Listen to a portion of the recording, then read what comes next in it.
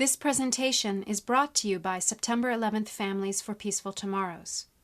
Peaceful Tomorrows was organized by people who lost loved ones in the 9/11 terrorist attacks. Our mission is to break the cycles of violence caused by the terrorism that killed our family members and the war on terror that the U.S. administration has waged. Peaceful Tomorrows is honored to be working with American and international peace organizations to spread the word about an inspiring group of nonviolence activists in Iraq who call themselves the LaOnf Network. LaOnf is a network of Iraqi civilians and civil society organizations who are working together to create a free and peaceful Iraq using the tactics and philosophy of nonviolent action. LaOnf roughly translates as nonviolence in Arabic. La equals no, and Onf equals violence. LaOnf. LaOnf uses a stylized Arabic script on their logo for greater emphasis. The LaOnf activists in Iraq work and live within a polarized and dangerous political environment. If you speak about resistance, you can be accused of advocating violence and supporting terrorists. But if you speak about nonviolence, you can be accused of being a collaborator and supporting the U.S. occupation. LaOnf seeks to create a third way, with its message that nonviolence is a tool to resist occupation, terrorism, and corruption. LaOnf was established in 2005 by a group of activists in Baghdad. Among them was Ismail Dawood, who was featured in the documentary Masala, Activists in Iraq.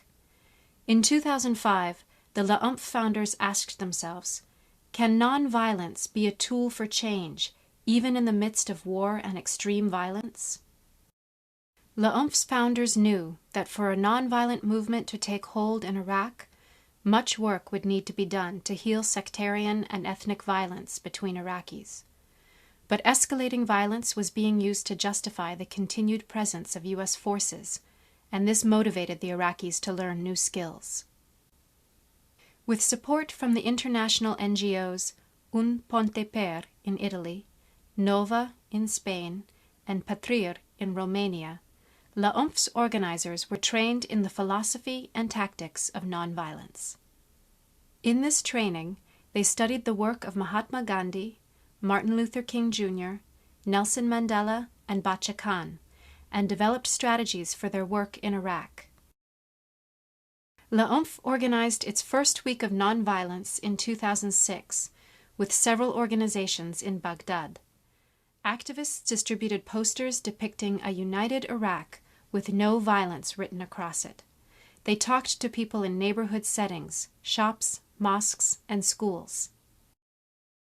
They also handed out the poster in police stations, on Iraqi army bases, and U.S. military bases. The actions were tremendously empowering, giving the activists confidence that they could apply nonviolence even in a war context. Responses outside of Baghdad were positive, and the LaOnf network grew. The second week of nonviolence in 2007 included 42 organizations from 7 different areas of Iraq. Actions included large and small gatherings, often with school children. There were artistic and cultural activities, singing, theater, and team sports. LaOnf organized candlelight vigils and olive tree plantings to remember the victims of violence and create opportunities to begin to talk of healing. In many areas, LaOnf arranged for children to trade in their toy guns for soccer balls.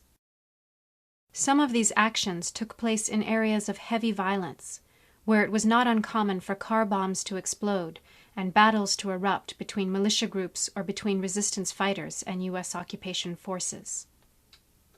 In these places, the simple act of gathering in public to make a statement of nonviolence and unity took tremendous courage.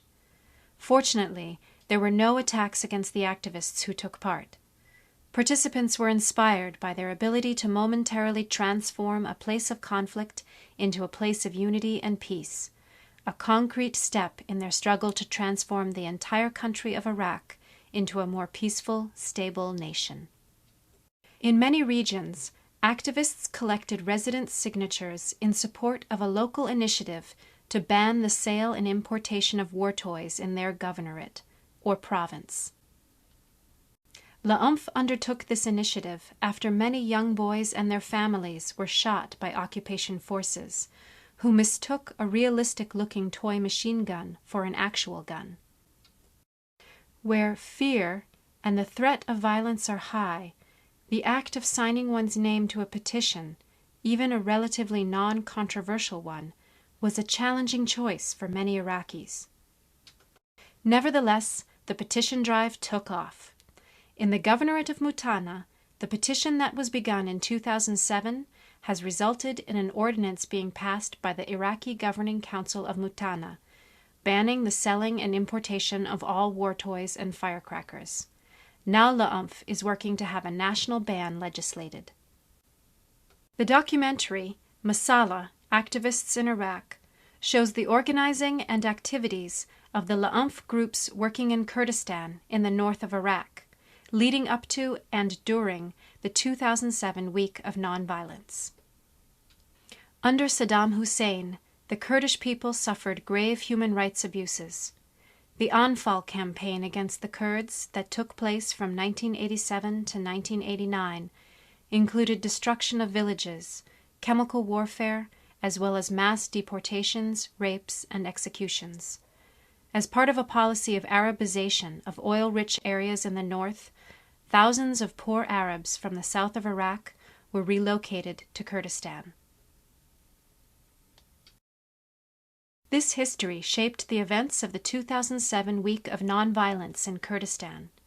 One of the scenes in Masala, Activists in Iraq, shows Arabs and Kurds debating which of them has the true right to live in the Kurdistan region. This dialogue session shows some of LaOnf's efforts to address these issues nonviolently.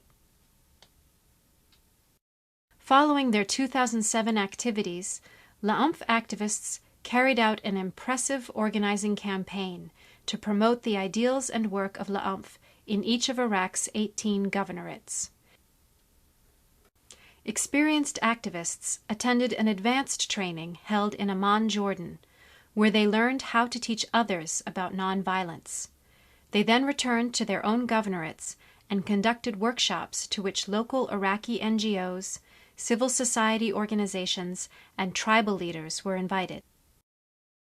These workshops included an overview of the principles of nonviolence, an orientation about the LaOnf network, and an open discussion of problems and issues in the governorate that a local LaOnf group could address.